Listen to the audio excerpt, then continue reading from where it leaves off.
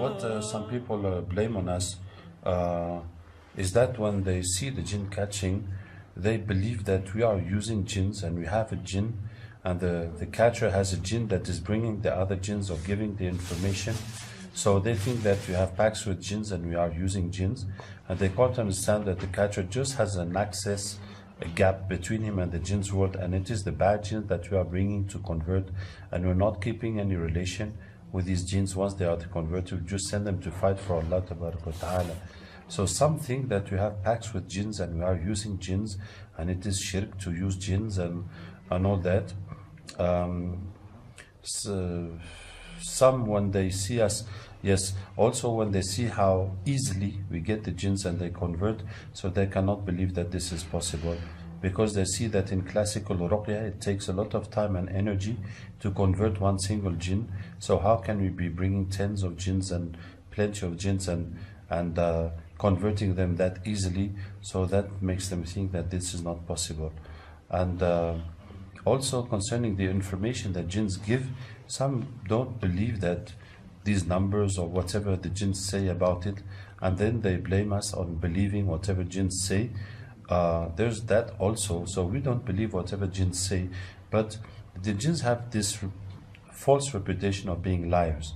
What Rasulullah said about the story of Abu Huraira, Sadaqaka wa huwa kadhub, he said the truth but he's a big liar. It was a shaitan, and the shaitan, his job is to take people away from Islam.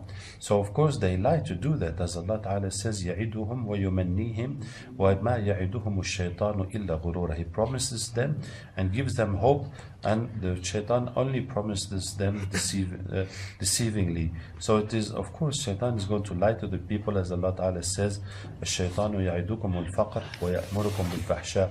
Shaitan orders you, promises you poverty, and orders you to do bad things. That is his word. But when you talk about normal jinns, they're not more liars than people. It just depends on the situation, how you speak with them. If you catch a jinn with a person and you read Quran to burn him, so now the jinn will say anything so that you let him go. As if you catch a robber in your shop, and of course that robber is going to lie to you, say, I will never come back, and this, that, because he wants you to leave him. So that's how the jinns in ruqyah will lie when they will be burning, say, leave me, I will never come back. Of course, in that moment he's lying, because he just wants you to stop burning him. But if you speak calmly with the jinn, so there's no particular reason that will make him lie. So if you and jinns are also bad liars. When they lie, you can easily understand that what they say is not true. So this is why when we talk calmly with jinns and you say, what are you doing? He said, yes, I'm working for a sorcerer. What is your pact with the sorcerer? He said, he's praying without wuzu, or something like that. So there's no reason to think that he's lying. But yet we don't rely on that information. And for treating the patient, we rely on the diagnostic that is built on the symptoms that he has. And that's after the diagnostic is made, we do the jinn catching. And even if the jinn says that he's got magic done 2 times or 5 times or 10 times, that will not change anything to the treatment the person is going to follow. Some also criticize us by saying that Rasulullah was not doing all this work with jinns and also this work of ruqyah and sahaba and all that. And our answer is that we are in a situation in the world where the mystic problem has become very, very developed, and too many people are affected, and the magic has freedom in most of the countries. And we also know that in politics that magic is involved very much, and because we have this very big demand and people needing it, and so many people going to shirk, to different ways, different shirk ways, or out of Islam to find solutions. So this is why we believe that it is something that is necessary to be developed, the same way as the magicians develop their work and they make it more and more complicated and sophisticated so that it cannot be undone and it will have bigger effects. So also ruqyah needs to be developed in the same way, so we can have an Islamic alternative and solution to this situation. May Allah Ta'ala help us and guide us. Mentioning the power and exclusivity of Sulaiman alayhi salam, that hadith shows the possibility and of jinn catching and how it is sunnah, because the Rasulullah caught the jinn. And he said, I strangled him until I felt his saliva, the coolness of his saliva on my hand. And he said, I wanted to attach him on the pillar, so in the morning you will all see him, and the children will play with him. But I remember the dua of Sulaiman alayhi salam, and I let him go. So that means that the Rasulullah did catch the jinn. So it is possible to catch the jinn. And he wanted to attach him and show him to everybody. So that was also possible to do it. It is possible. But Rasulullah remembered the dua of Sulaiman alayhi salam and left it as a respect for that dua of Sulaiman alayhi salam, that he had the power over the jinns. Does not mean that it was impossible, and it does not mean that it was haram. And just as a respect for that dua. Because the people who claim that only Sulaiman could do it, but Rasulullah did it, and Abu Hurairah radiallahu anhu also, when the shaitan came to steal from the zakat, he caught him.